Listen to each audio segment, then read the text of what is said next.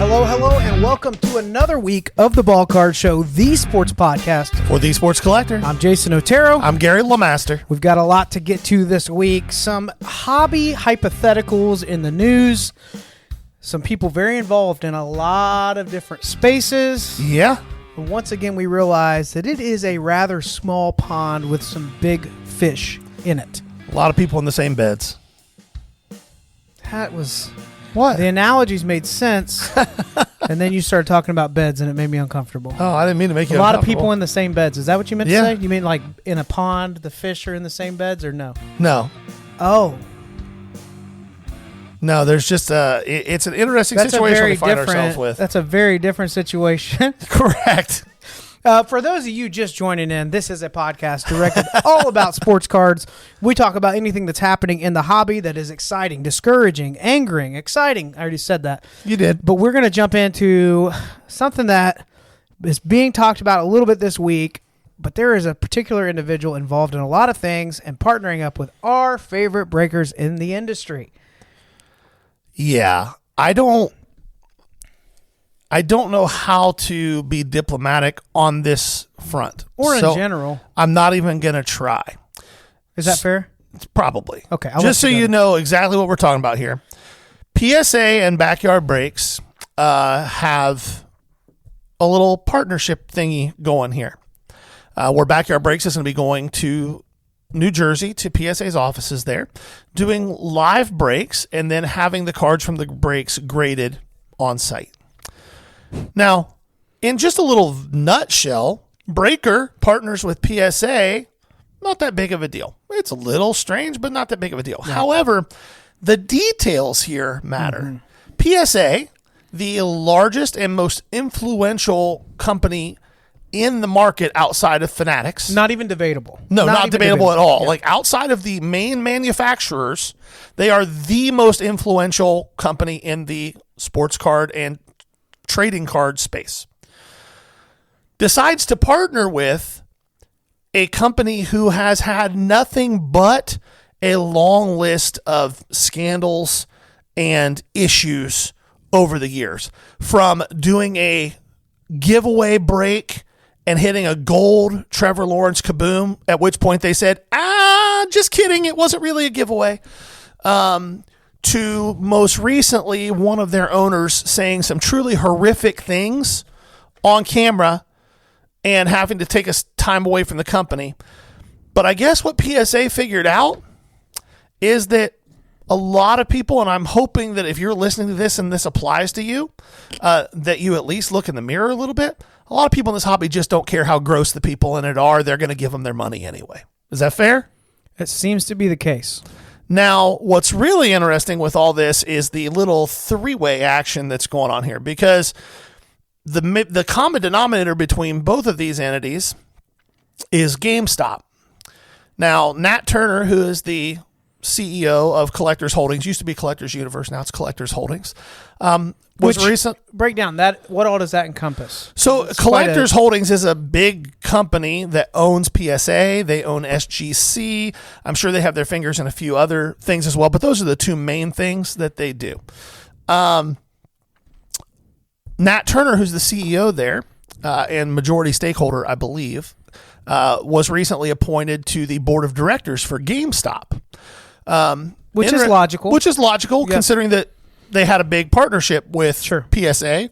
Now they're the largest group submitter Makes sense. on planet Earth for PSA. And a lot of why there's major backups in value bulk right now.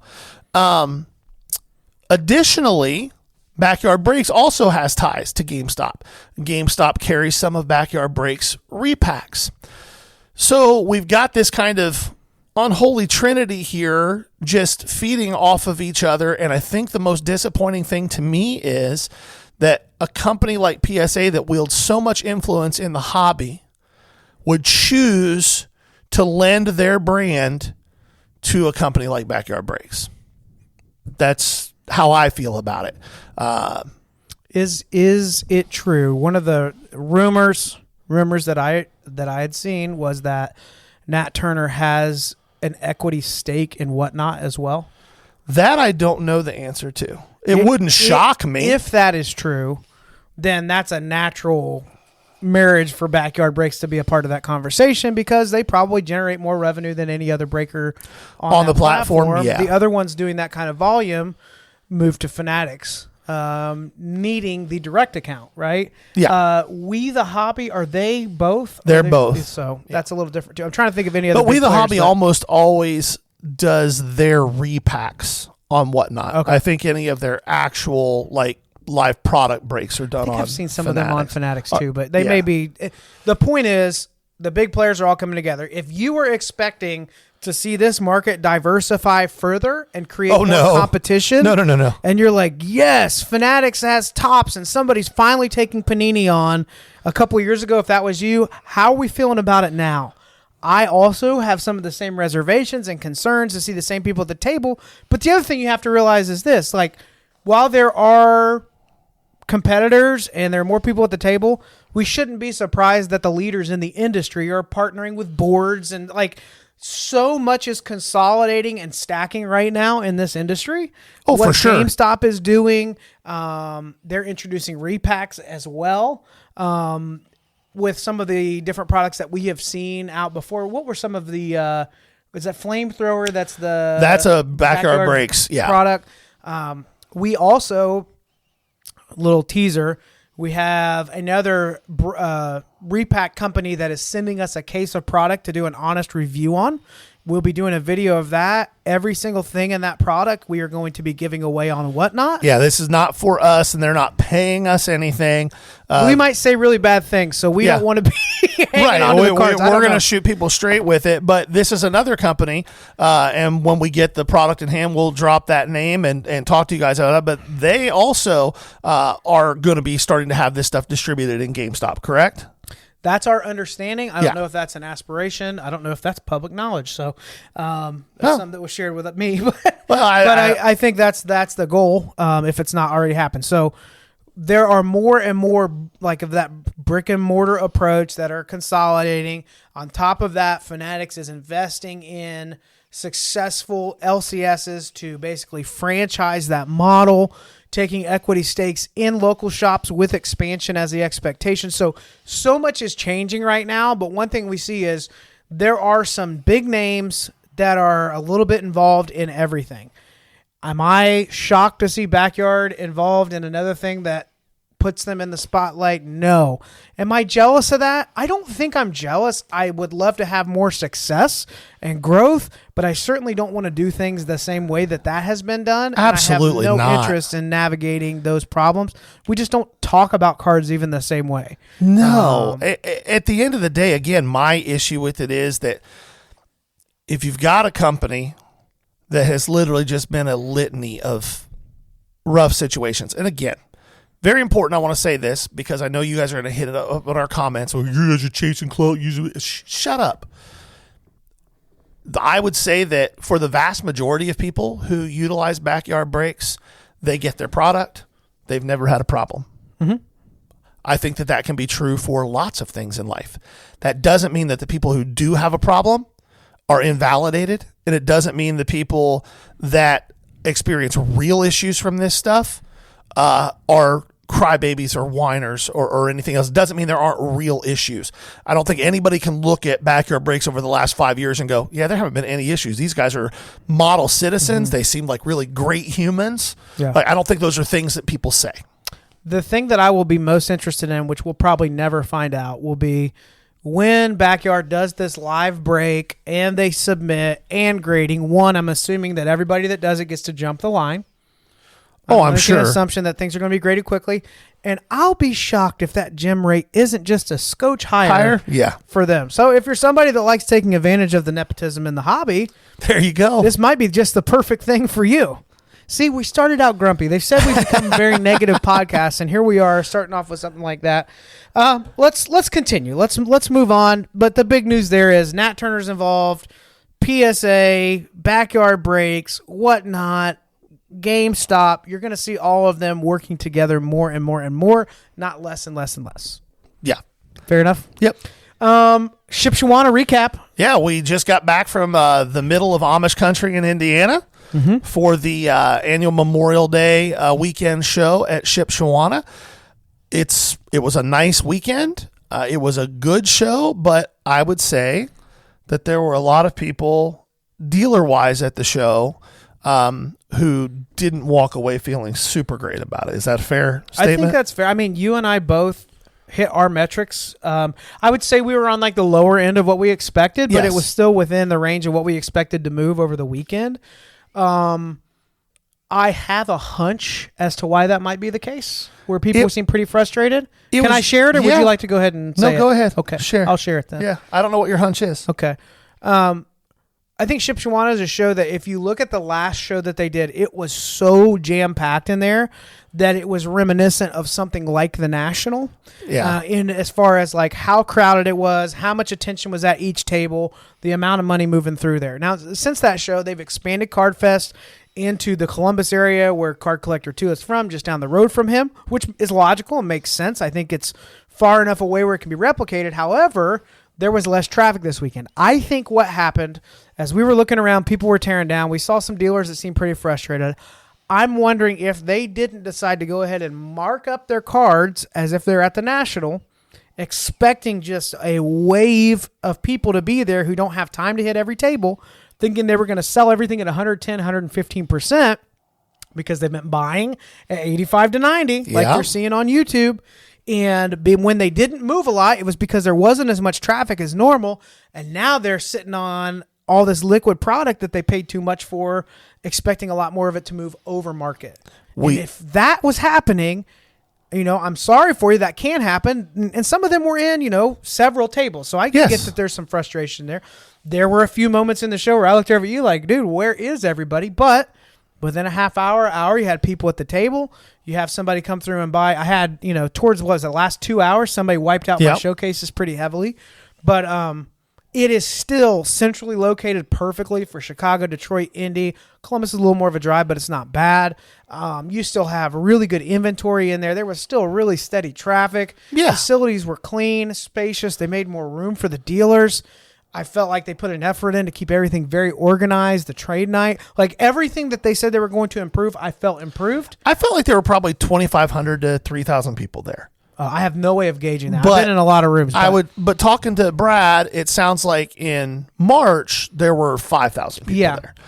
Yeah. And so I think that's very valid. And again, if you're somebody that sets up at shows and you see traffic shifting, you need to understand what you need to do from a strategic standpoint to increase your possibilities of making sales. It's why it's so important to have a little bit of everything across the spectrum, price point wise and everything else. And then again, we talked about this a few weeks ago and it got a lot of comments and people didn't seem to understand what we were trying to say. This is a perfect example of it. If you have $100 card and you price it at 125, and it's not a show where it's so busy that people have to stop at your table because they can't keep walking, they're just going to keep walking. They know it's worth 100. You have 125 on it. They're not even going to engage you in a conversation. And then at the end of the day, you're complaining. Right across from us, there was a gentleman. I heard him say, I priced this stuff right at eBay sales and nobody's buying anything. No, you didn't. No, you didn't. You didn't. You might have priced it at what people had it listed for on eBay. Right. But you sure didn't price it at sales. And guess what?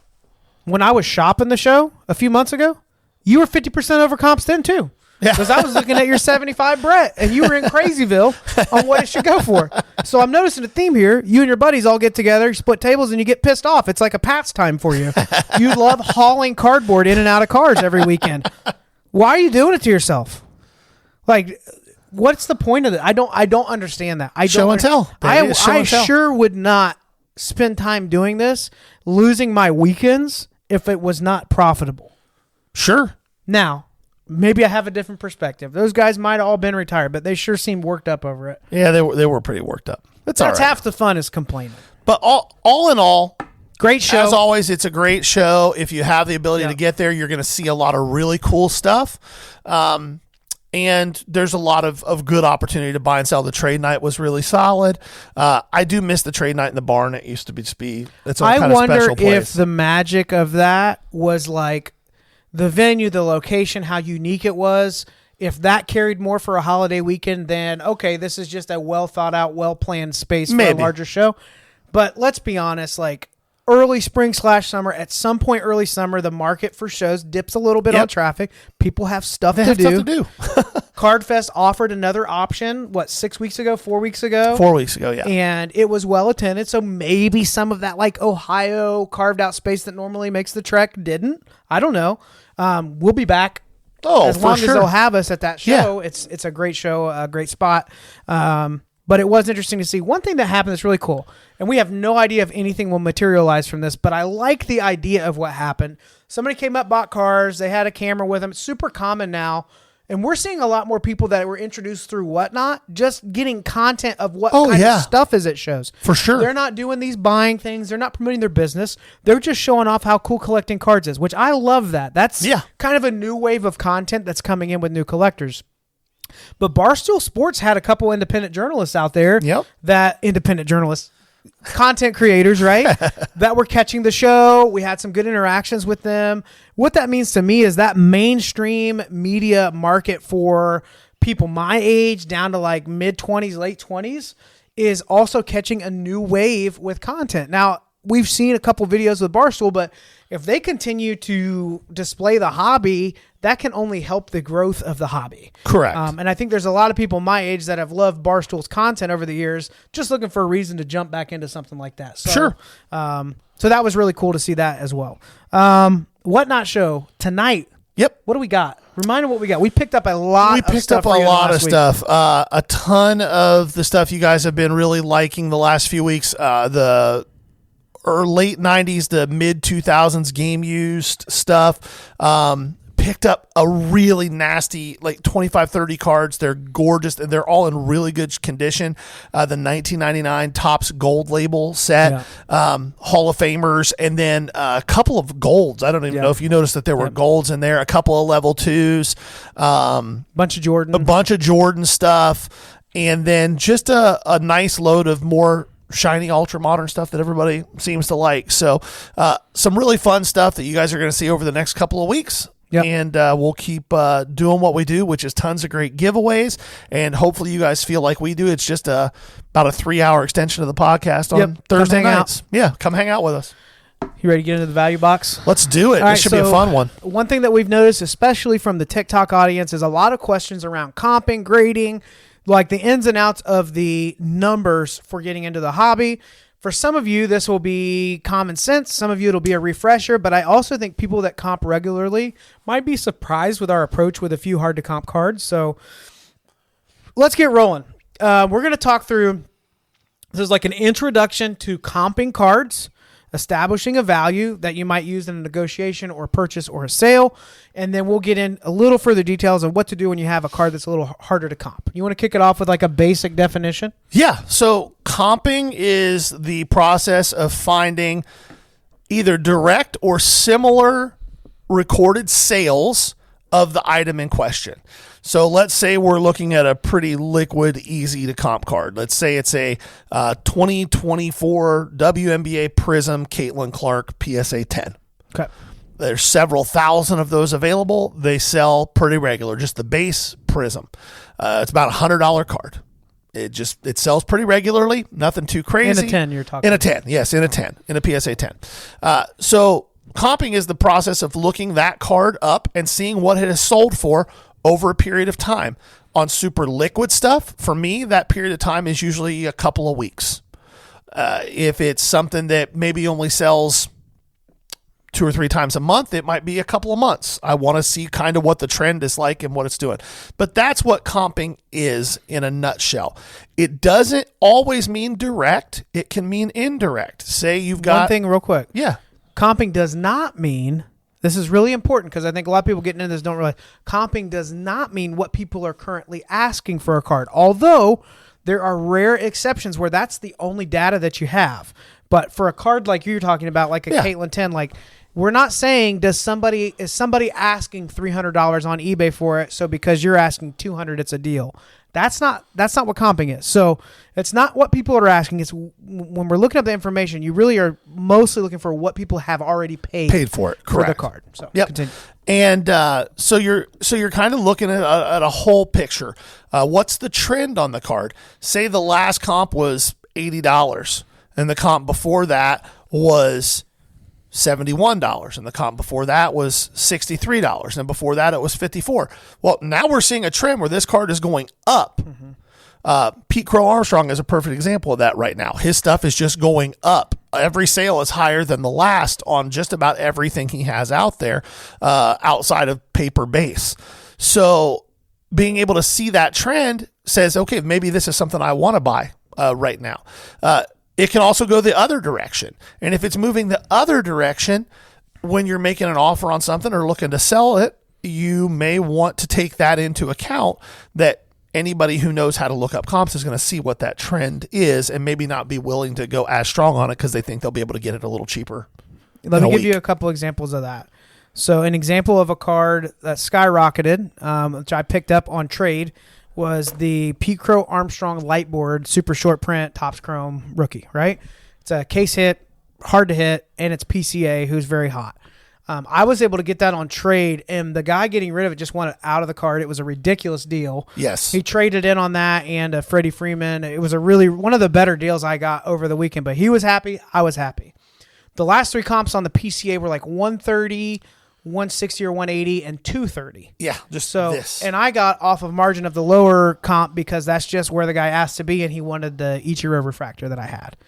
So that's a card where when I sold that, which it only lasted a couple hours, the buyer was very aware of the trend of that card. And so for them, they were able to agree that the valuation is on the top end of what we see, if not bigger than that higher comp, because it's everything else in his market is going up, up, up. If we looked at any short printed Pete Crow Armstrong, what you're going to see in the last month is a steady climb in value. Adversely, I have a 2020 Mystique autographed Justin Herbert to 25. Monster card a couple years ago. His market, if you look over the last year, whether you like it or not, reason for it or not, it's just the way it is, his market is softening. Guess what? I'm all over comps. I'm all over some recent comps. But the trend is heading down. That card's been in the showcase for a while, even though I feel like I'm in a safe spot on that. So that trend absolutely affects the player as well. Sometimes we're offended when somebody comes in with like the lowest of the low comp, but if it is a step down over a few months and it's clearly consistently going down, it's at least worth considering. Yeah, for sure. And when you are going through this whole process, you've got to look at all the factors. So I guess let's talk about how to comp. We've talked about what it is. Let's talk about how to do it. We swear by Card Ladder. However, if this isn't what you do for a living, or you're not comping cards consistently and churning money consistently, there are free options out there. 130point.com, which is the number 130 and the word point followed by a .com. I'll maybe throw it up on the screen for you. Is a free resource that pulls the most recent 90 days, I believe so, of sales data. You can find older. Yeah, it'll go back further than it'll 90 go back days a little further on Card Ladder. No, on 130. 130 it will. Yeah. I have not seen it go back further than that. Will So, go. but you're not going to get years worth of data there. It's probably the best free resource out there, mostly because it will show you the actual price that was paid on a best offer when something is accepted on eBay. What that means is you'll see like a card sold for 100, it has a slash through, and then below that it'll say 78. 78's the real number. eBay may show it as 100, but 130 point shows what was actually paid. Yeah. And then the other free option is eBay. You can go to eBay, search for the card, go to your filters, scroll down to sold, and you'll be able to see the sold listings. Those are the two main free options. One thing I want to say. Yeah. So notice we didn't say anything about using an app yet where you just scan a picture of the card and take it. There are a lot of platforms, we'll mention them here in a minute, but most people don't want to take the time to comp the cards. So if you have a collection of 1,000 cards and you keep asking, hey, I want to set up at a show, what should I price this at? People might answer one or two questions, but at some point I'm going to say, hey, I put months worth of work into learning how to Right. comp. And when I buy thousands of cards, I can't tell you how many hours are spent comping stuff. So you need to do the work too. Like if you want to know and you want to price competitively, if you're doing shows and you're complaining because nobody's buying anything, most of the time it's one of two things. The cards aren't worth buying, or two, you're priced way too high. And almost every time it's number two and not number one. You're at a card show where people literally are showing up to spend money on cards. You could have complete junk there, but even junk can sell if the price is right. Yeah. So you have to do the work of comping. We have people all the time reach out to Gary and I that know us. They're like, what's this worth? What's that worth? What's this worth? We'll help them a little bit. At some point say, hey, are you interested in selling it? No. Well, maybe here's a website that you could check out Yeah. and start diving through this to see if it's worth it. And to add to your point there, the third reason that you might not be selling stuff is because you didn't take the time to price your cards. Oh, yeah. I can tell you personally that if I walk up to a table at a show like this weekend, I'm setting up at a show on Sunday in Findlay, but Saturday I'm going to a couple of shows because I need to buy. If I walk up to your table and you don't have price tags on anything, and I ask about a card, and the first thing you do is get your phone out, I just walk away. I mean, don't worry about it. I'm good. I'm not interested in trying to build a stack and spending an hour at your table don't while have you. time for I don't it. have time for it at Yeah. all. So, And the fact that you and I, and it does it sound a little snobby probably, but the reality is you and I put in the work when we're set Yeah. up for that. So if somebody else isn't prepared, now there are other situations where somebody's like, look, my wife told me to get rid of the cards. I honestly don't know what everything's worth, but if you want to make offers on things, that's different from, oh yeah, just grab whatever you want. We'll figure it out. I'll work with you. I don't want to play that game. Yeah. Now you're going to look up every comp, go after the highest one. I'm like, we're negotiating over a $3 card now. I'm not playing that game. right. So some people are happy doing that, and maybe we're missing out on business for it, but we have found people that don't price cards have a harder time selling at shows than people that do. Yep, for sure. So, as far as the how to comp side of things, Did you mention after card ladder, or did I miss it? we didn't even get to paid options yet. Yep. So, your main free options are 130 point and then eBay. Your paid options are going to be Card Ladder, Alt, Market Movers, and if you own an eBay store that you pay for, you do have access to Terapeak, which is what just tracks all of eBay's sales data. Weird, rare stuff. Terapeak's not bad. No. You can see if it's ever sold. Card ladder will do the same. Yes. Terapeak's not horrible, but Yeah. So Card Ladder is what we prefer. So the process of comping, let's break it down into just steps here. Step number 1, identify the card that you have, right? You need to know the year, the set, the name of the player, and if it's a parallel of some kind, right? So, for example, this is stuff from Jason's Low End Liquid segment this week, but this is 1975 Spoiler Topps, Ken McMullen Mini. I need to type that in and see what data I get back. Make sure you spell it properly. These do not have built-in spell checkers. eBay does. eBay will try card to show ladder you will what. punish you. The card ladder is just like, nope, this doesn't exist, and you have to really look and make sure you didn't fat finger something. Which is why we miss blackberries. Yes. And then look at the sales data that is there. If there's a lot of sales data, then the process for me is as follows. Step 1, identify the card. Step 2, look at the data. Step 3, decide what window of data is most relevant. Like I said, on a super liquid card that sells a lot, a couple of weeks is what I'm looking at. I want to look at that couple week window. The next step for me is to find the highest sale and the lowest sale. And if both of those are exponentially larger than everything else, I throw them both out the window. So say there's 20 sales of a card, and 18 of those sales are between $90 and $100. And there's one sale at $180 and one sale at $44.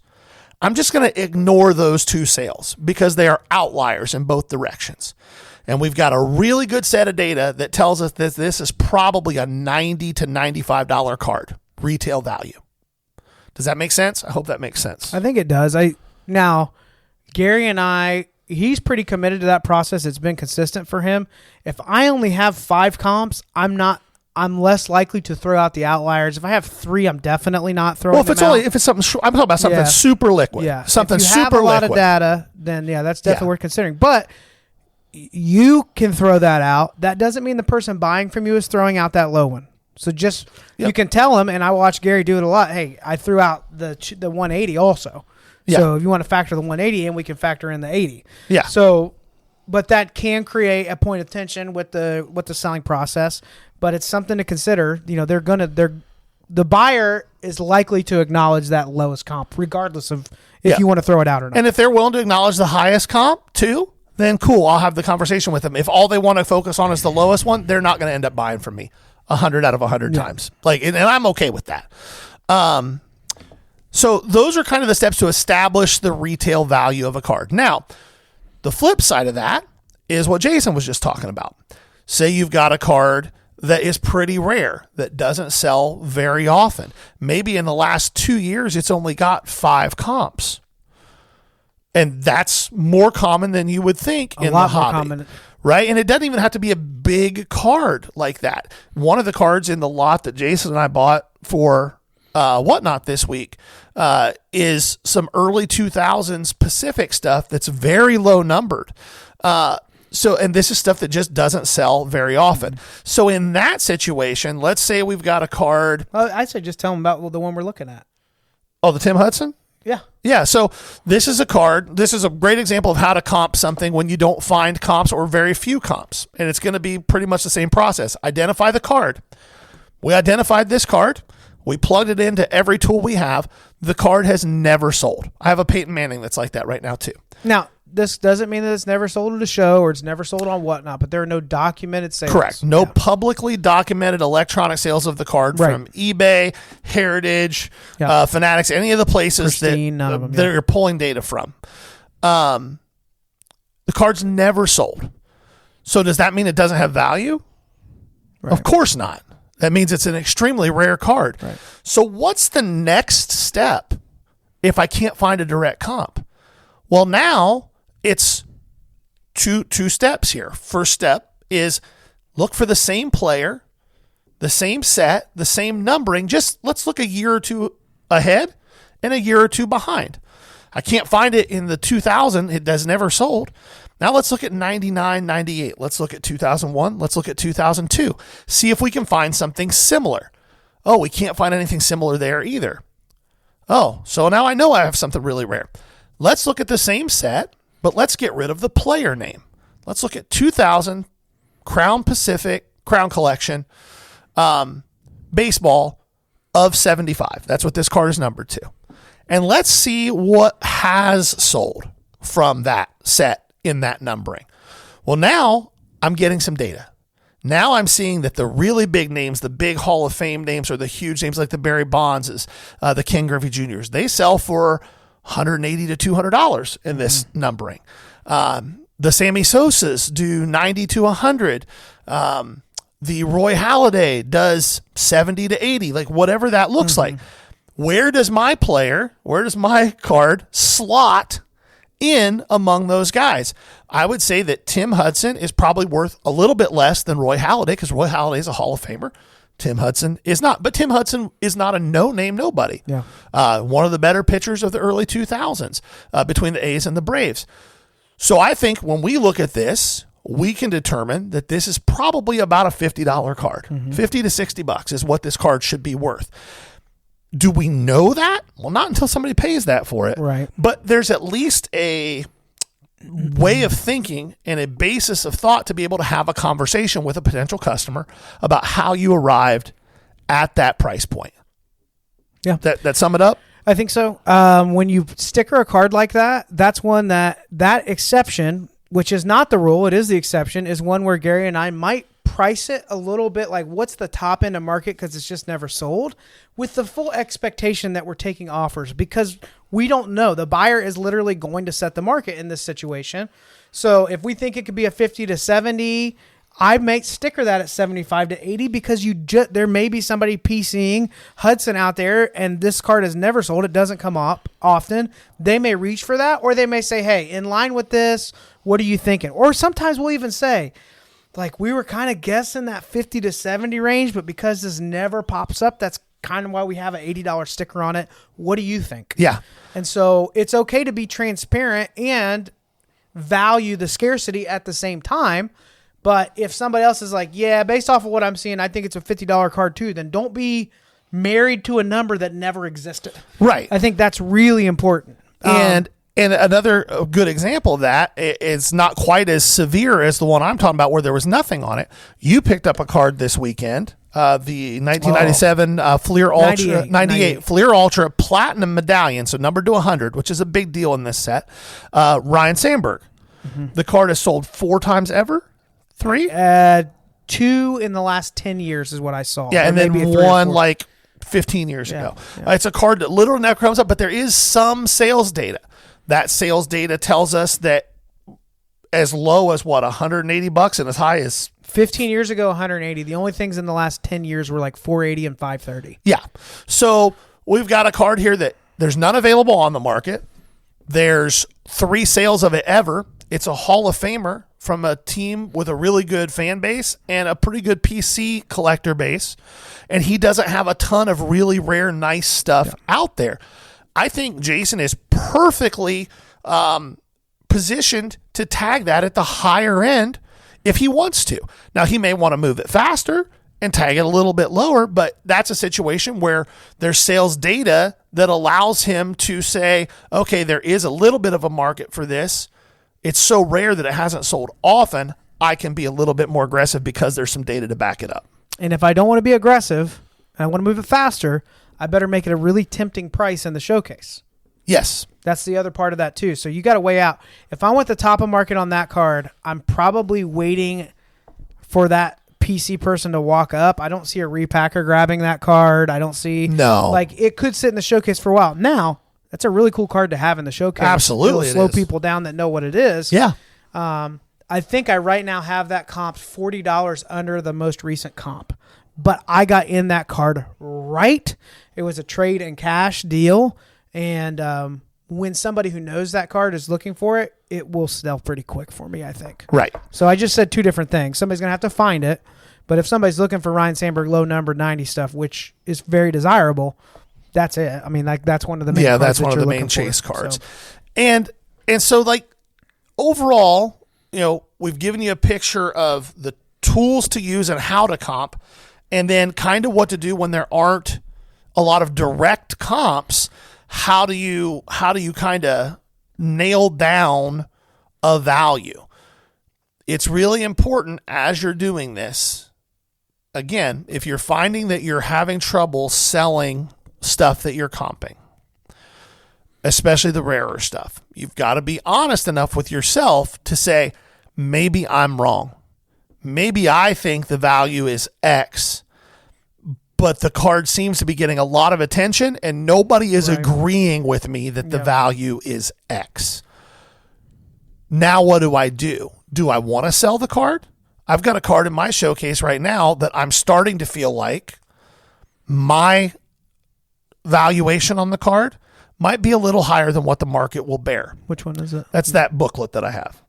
That's why I stayed away from it. I think you'll still do well on it, but I was nervous to park cash. It's an amazing card that draws a ton of attention, and every person that looks at it's like, oh my God, this is ridiculous. And maybe I'll throw a picture of it up here too. It's a 6-person booklet from 2012, 2013 preferred. It's numbered to 25, and it's LeBron jersey numbered from that era when he was with the Heat, 6 of 25.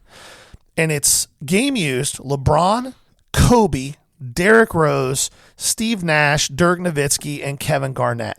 LeBron, Rose, Nash, and Dirk are 3-color patches. The other ones are 2-color patches. It's a ridiculous card. It's never sold anywhere, ever. The closest thing we have is the of 199s of the same card where everything's a napkin patch. Routinely does between $250 and $300. There's outliers at the high 190s and outliers at $350, $360. But in general, the window is about $250 to $300. My assumption was that this card that I have is 8 times rarer. It's never sold publicly anywhere before, and the patches are ridiculous. So I figured it was worth about 4 times what the of 199s are. So that's where I have it priced. but I've had it priced there for about 6 or 7 shows now, and it draws tons of attention. People love the card. Nobody's even made an offer on it. So I might be wrong. It might be time for me to readjust that. Or I look at it as a marketing card, and it sits in my showcase and sells the cards around it, and I'm not in a rush to get rid of it. What a lot of people don't consider is that it's just the wrong platform for the card. Yeah. That maybe is a card that Snap sells on eBay. That maybe is a card that's better for whatnot. I don't think it is, but there's always different platforms to consider. At this point, I'm selling at shows with one type of inventory. I'm selling on eBay with the high volume, low end. And then Gary and I both have this whatnot inventory, which is different from both of those categories. Correct. So sometimes you just have the wrong venue, the wrong space, the wrong price point. But if you're comping something, I think you're correct about that patch. I don't think it needs a huge adjustment in price, but it's not like people don't want Kobe and LeBron patches. Just leave it Right. there. You can leave the rest of the names out. Yeah. There's not a single name that hurts it. Rose is like the weakest link, but from And I think that he still era, gets he's in. still. So I think that is one of those cards where it's like, all right, game used, low number, multiple colors, booklet, PC based for anybody that loves the early 2000s, 2010 era of basketball players. So if we're not getting even nibbles or offers, that might be the market deciding, hey, it's a little bit south of the number you have on it. Yeah. But we've also had cards like that where we felt like that, we adjusted it, and then we go to the next show, and you could tell somebody would have paid $300 more for the card. Yeah.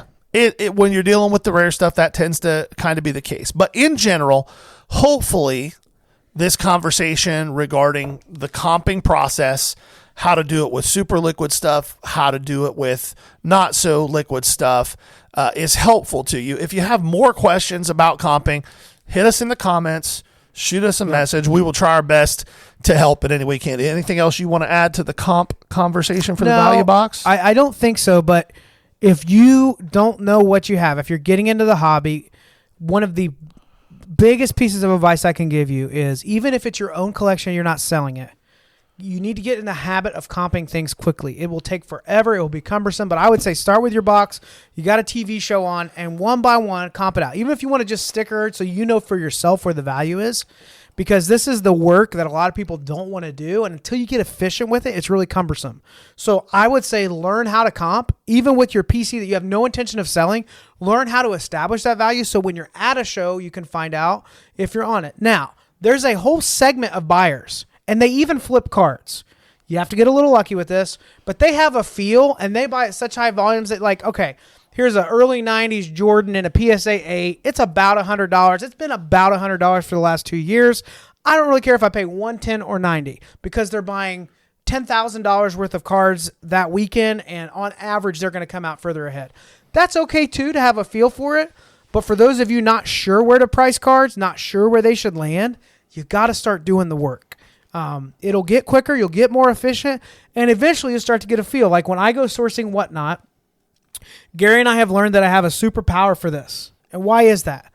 It's because I've listed 50,000 cards that are mostly under $10. Yeah. So I have a real good idea if something lands in that window or is reaching just up out of it. And what that means is, in the dollar boxes, I'm pretty lethal at knowing what's worth $5 to $20 that's in that box. It only happened because I literally did comp 50,000 cards last year. I'm not saying I'm a master, but at some point you get a really good feel for where that comp base is. Absolutely. So that's just like repetition is going to be your friend in that. The other thing I would say is if you're a seasoned seller, as we wrap this up, and you haven't seen as much traffic at the tables, don't forget to look through your showcase and say, has the market changed on these? Don't be afraid to say, hey, I'm not going to make as much as I thought. Don't be afraid to say, hey, I need to get out of this I card. might lose a little bit of money on this. That Brady patch to 100, I was expecting to get about 225 out of that, the Ty Law Hog Heaven. It sat there a long time. One of the listeners of the podcast came up. It collects PC for that. So I wanted to give them a little more of a deal. And I let them set the market and say, hey, this is the number I've had on it.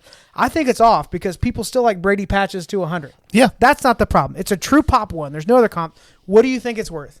And he gave a range, and I said, if you'll go to the top end of what you want to pay for this, it's yours. Could I have held out another 2 years? Yes, but that's stupid. I need to take my margins and rinse and repeat for show inventory. So that's where I'd leave that. You want me to jump into this one? Yeah, let's go low end liquid. All right, low end liquid. We do it every week. And this week is, I believe, our first vintage set. Is that correct? You did the 73 post cereal. Oh, that's right. Yeah. That's right. Second vintage set. That's a little more oddball, right? This is a set that you will find all the time in bulk. You'll see them at your LCS.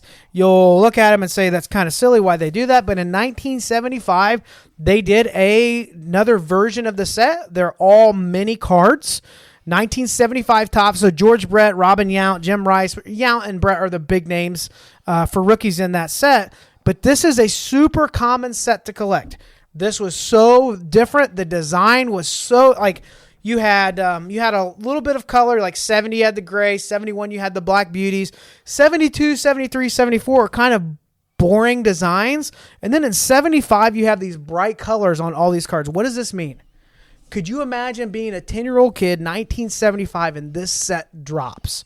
And you're heading down to the dime store or the little pharmacy to get your soda, whatever you old people did back then, and you see this in a pack. So this is a set that people collected like crazy. The colors were cool. There's fun mini cards. What that also means is there's so much of this out there in bulk for cheap. I usually can get a stack of hundreds of these, and I'm averaging out at less than a dime a piece for these. And the commons sell like hotcakes because it's a set people build. People say, hey, if I get back into cards, I'd really love that 75 mini set again. It's cheap for them to buy. Most of the cards sell for $2 to $3. The big names can fetch 5, 10, 15. Obviously, graded stuff goes really high. Those rookies go high. But it's something that you can easily find if you use a AI recognition software like Card Dealer Pro. Man, it picks these up really quick. Make sure that it knows that it's the mini variation. You can select the tab for the Excel spreadsheet, change all of them out to make sure they're the mini variation. But Topps 1975 minis have been very liquid for me. I've put thousands in the store. I've sold hundreds of them in the last year, and you can get them cheap and in bulk. So that's your low end liquid for the week, 75 Topps minis. I like that one. Sometimes you do some of these sets, and I'm like, people buy that? But these make perfect sense to me. So, and the big rookies from that class are Brett and Yount, right? Mm-hmm. Those are the two big ones. And then you said Jim Rice. I believe so, but I think he's one of the quads. Yeah. Anyway, totally unrelated. All right. Last segment of the episode, as always, is the Lookout. We've got the rest of the summer for the Lookout, so that'll be fun for me. This is a name that if you follow baseball and prospecting at all, you will know. I've had some really deep cuts this year of guys that have been a lot of fun for me because I've been right. They've gotten called up quickly. But this is a name you guys are going to know. However, it's a name that you should be aware of because there's still going to be a spike when he gets called up. And that is last year's number 6 overall pick, Jack Caglianone. Kansas City Royals. This dude is an absolute monster with a baseball bat in his hands. I'm not sure what his home is defensively. He's a work in progress in the outfield. He can't really play a corner. He's probably going to DH a lot. That being said, the dude murders baseballs. Huge power. His 2025 stat line so far, he is batting .325 with a .370 on-base percentage and a .626 slugging percentage. That is an OPS of .996. He has hit 14 home runs so far this year. The minor league season is not that old. He just got bumped to AAA. He's got 53 RBIs, 21 walks, 41 strikeouts. He carries about a 23% K rate. He also has a pretty high chase rate. However, chase rate isn't a big deal if you're hitting those balls, which he does. He's got an in-zone contact rate of 85%, which is borderline elite even for a contact hitter. It's not Stephen Kwan level stuff, right? But it's good. His out-of-zone contact rate is 60%. That's Vladimir Guerrero Sr. stuff. Like, I once saw him hit a double off a pitch that bounced 6 inches in front of the plate. That's how Guerrero was. But Caglianone just destroys baseballs. His 90th percent EV is 111.5 miles an hour. I mean, he's hit 121 this year, almost decapitated Sebastian Walcott when they were both in Double-A. That poor kid, Walcott's at short, and the ball just is there on him. Nothing he could do. There's no way the Royals can keep Caglianone down too much longer. Their outfield offensive production has been abysmal this year. I think Kyle Isbell is leading the team with 3 home runs. I know I shouldn't have that information in my head, but I do. His Bowman firsts are in 2024 Bowman draft. They aren't cheap. I sold a Sapphire Selections base PSA 10 auto for $540 a couple weeks ago, and they're up since then. But when he gets called up and he hits a couple out of the stadium in Kansas City, I think there's still a little bit of growth room. I would only target, if you're going to buy his stuff, I would just target autos. I wouldn't try to mess with just non-auto. Why is that? color. I think it's important for people. I know what the answer is, but because that's where the highest growth rate is at this point. and when he's he gets already expensive. Yes, he's already expensive. That's it. Going and buying just non-auto true colors, that's going to be the first part of the market that softens when it softens. Autos will have a longer staying power, so that's what I would shoot for on that front. So this week on the lookout, Jack Caglianone, absolute monster. I don't think he's down on the farm for another month. I think mid-June at the latest, he's up. If you've been a part of this podcast for a while, one thing you know that we do every summer is a detailed prospect breakdown. And as I am out of town next week, Gary is going to do a full episode giving you the highlights of players to watch, breaking down the reasons to consider prospecting with them, where to buy their products. It's always something that people look forward to. So if you are somebody that's drawn to that prospecting, speculating the market a little bit, we don't do a ton of that kind of stuff, but baseball prospecting is one of the things that we do every year. So don't miss next week's episode. Gary's going to do a detailed rundown of this summer's prospects to watch. You get just me. Just for Gary however for an long that hour. takes. So if you need to pause that and take breaks, that's understandable. I get it. You have 7 days in the week till the next episode drops. So if you want to shave off, 5 to 7 minutes a pop. But one prospect at a time. Those of you that like it will, and that's one that we get a lot of feedback on that people are excited about. Don't forget to join us tonight, 7 p.m. live Eastern Standard Time every Thursday. On Whatnot, sudden death auctions starting at $1. We run 200 to 300 auctions. We hang out about 3 hours.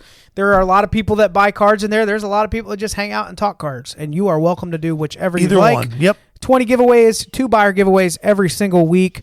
We will be back next week, but this has been the Ball Card Show, the sports podcast. For the Sports Collector. Bye now. Peace.